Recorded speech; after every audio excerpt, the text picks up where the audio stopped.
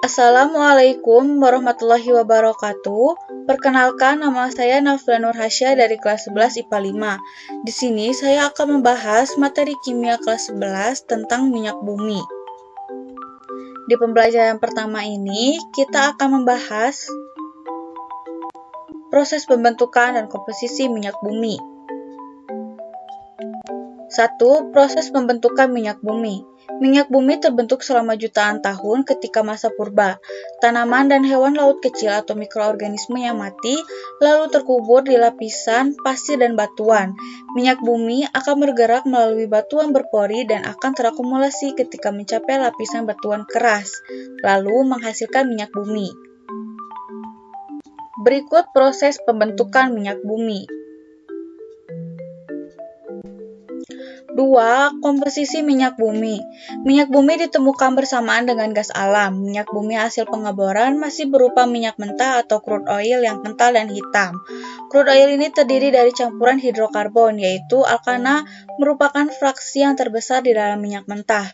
Senyawa alkana yang paling banyak ditemukan adalah netral oktana dan isooktana atau 2,4 trimetilpentana. Hidrokarbon aromatis CnH2n-6 diantaranya adalah etilbenzene yang memiliki cincin 6. Dalam minyak bumi, terdapat juga kandungan selain senyawa hidrokarbon dalam jumlah sedikit, diantaranya belerang 0,01-0,7%, nitrogen 0,01-0,9%, oksigen 0,06-0,4%, karbon dioksida, dan hidrogen sulfida. Lanjut ke pembelajaran kedua. Di pembelajaran kedua ini, kita akan membahas pemisahan dan kegunaan minyak bumi. 1. Pemisahan fraksi minyak bumi. Minyak bumi merupakan campuran senyawa hidrokarbon. Untuk dapat dimanfaatkan, perlu dipisahkan melalui distilasi bertingkat berdasarkan perbedaan titik didihnya. Gas alam mengandung 80% metana, 7% etana, 6% propana, 4% butana, dan isobutana sisanya pentana. Untuk dapat dimanfaatkan, gas propana dan butana dicairkan sebagai LNG atau liquid natural gas yang biasa dimanfaatkan untuk bahan bakar industri dan rumah tangga. Senyawa penyusun minyak bumi terdiri dari alkana, sikloalkana, dan senyawa aromatik.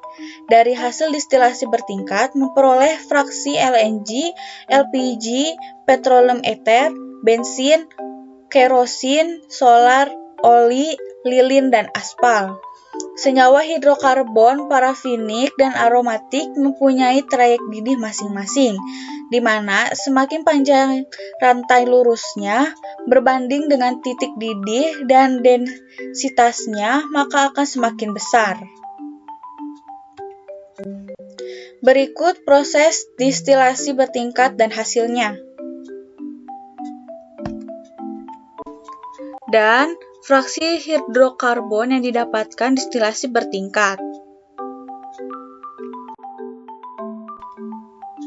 2. Kegunaan minyak bumi. Minyak bumi sebagian besar digunakan untuk memproduksi bensin dan minyak bakar. Keduanya merupakan sumber energi primer. 84% dari volume hidrokarbon yang terkandung dalam minyak bumi diubah menjadi bahan bakar, yang di dalamnya termasuk dengan bensin, diesel, bahan bakar jet, LPG, minyak, pelumas, aspal, dan lain-lain. Sebagai pengguna, kita juga harus mengetahui fraksi-fraksi yang menyusun minyak bumi, proses pemisahannya, karakteristiknya, serta manfaatnya. Penggunaan minyak bumi secara berlebihan dapat berdampak buruk, sebab minyak bumi merupakan sumber daya alam tak terbarukan. Inilah yang menjadi tugas kita untuk bisa mencari energi alternatif yang dapat terbarukan. Materi pembelajaran sebagian besar berada di modul pembelajaran ini. Sekian dari saya, terima kasih. Mohon maaf atas segala kesalahannya. Semoga bermanfaat. Wassalamualaikum warahmatullahi wabarakatuh.